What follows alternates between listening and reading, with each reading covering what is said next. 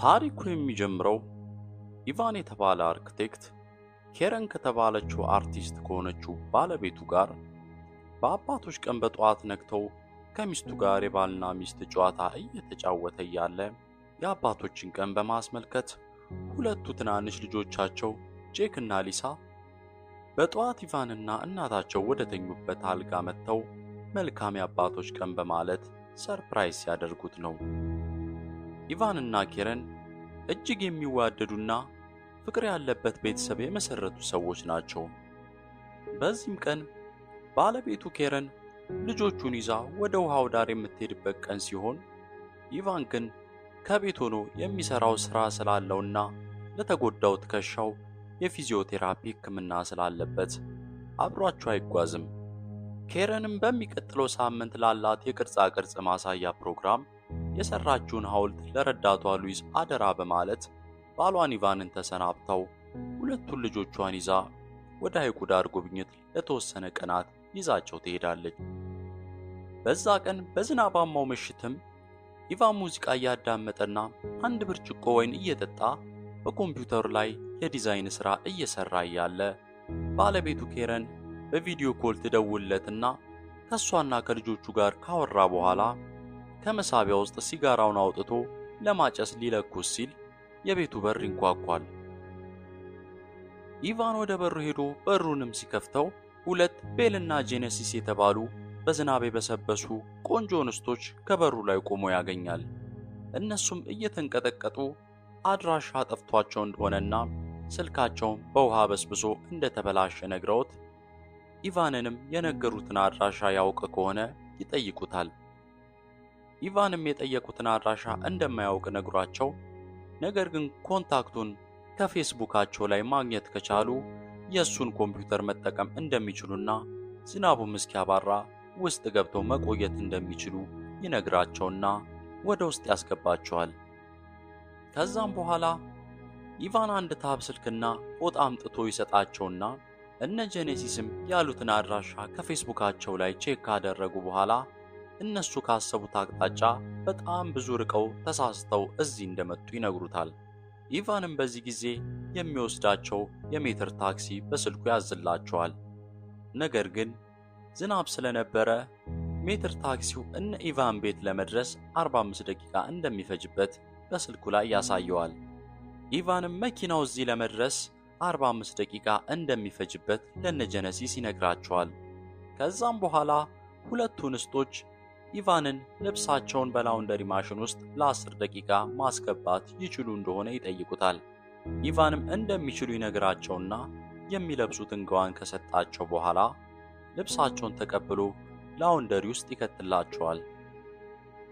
ፊልሙ ቀጥሎ ሲያስቃኘን ሁለቱ ሴቶች ኢቫንን አጋጣሚዎችን እየተጠቀሙ በወሬና በድርጊት ሊያማልሉት ይሞክራሉ። ኢቫን ግን ወሬያቸውን እያስቀየረና ካጠገባቸው ራቅ እያለ ላለመሳሳት ብዙ ይሞክራል።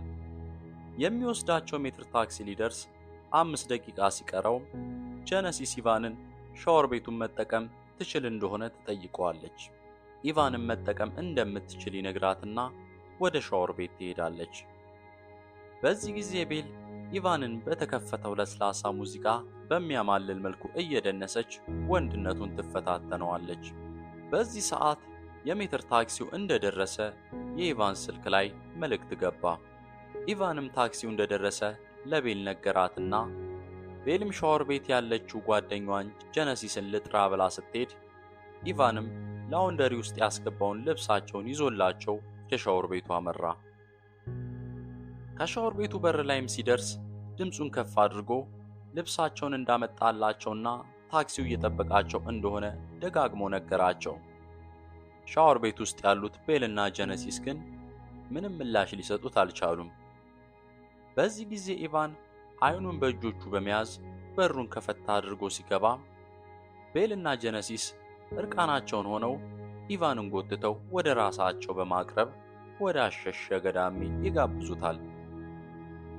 በዚህ መሃልም ብዙ የጠበቀው የታክሲ ሹፌር ወደ ኢቫን ስልክ ሲደውል ስላላነሳለት ጥሎ ይሄዳል። ኢቫንም ከሁለቱ እንግዶች ጋር መታጠቢያ ክፍል ውስጥ የጀመረው አሸሸ ገዳሚ እስከ መኝታ ቤቱ ድረስ ይዘልቃል። በዚህ መሃልም ባለቤቱ ኬረን በቪዲዮ ኮል ትደውልለታለች። ኢቫንም ተሯርጦ ወደ ውጭ በመውጣት ስልኩን ካነሳው በኋላ ምንም እንዳልተፈጠረ እያስመሰለ ያወራታል። ቤልና ጄነሲስም ኢቫን ስልክ ሲያወራ ከቤት ውስጥ ሆነው ለመረበሽ ይሞክራሉ። ኢቫንም ስልኩን ከዘጋው በኋላ እንደ እብድ ወደ እነሱ ሄዶ ልብሳቸውን እንዲለብሱ 5 ደቂቃ ሰጥቷቸው እስኪወጡ ውጭ መጠበቅ ይጀምራል። ነገር ቤልና ጄነሲስ የባለቤቱ ቅርጻ ቅርጽ ላይ ስዕል እየሳሉ ሲጫወቱ ይመለከታል። ከዛም በድንጋጤ ወደ ቅርጻ ቅርጾቹ በመሄድ ሊያንቃቸው ሲል ጄነሲስ ይህንን እንዳያደርግ ታስጠነቅቀዋለች። ይህን ካደረገ ቤል 15 ዓመቷ እንደሆነና ደፈረኝ ብላ እንደምትከሰው እሱም 20 ዓመት እስር ቤት እንደሚማቅቅ ትነግረዋለች። ኢቫንም ይህንን ሲሰማ ደንግጦ ይተዋቸዋል። በዚህ መሃል የውጭ በር ይንኳኳና ጎረቤቱ ወይዘሮ ቪቪያን ትመጣለች። በዚህ ሰዓት ኢቫን ለነ ጄነሲስ እዛው እንዲቆዩና ድምፅ እንዳያሰሙ ይነግራቸውና አፈር ላይ ከተተከለችው ስልኩ ላይ የተለቀቀውን ቪዲዮ ለማጥፋት ጣቱን እንደምንም ብሎ ከተቀበረበት አውጥቶ የስልኩን ስክሪን ሊነካ ሲል ቪዲዮን በማጥፋት ፋንታ ይባሱን ቪዲዮን ላይክ ያደርገዋል። ፊልሙን በመጨረሻ እንደዚህ የሚያምረው የኢቫንና የኬረን ቤት ምስቅልቅሉ ወጥቶና ፎቶአቸው ተቸክችኮበት ኬረን ልጆቹን ይዛ ከሄዱበት ሽርሽ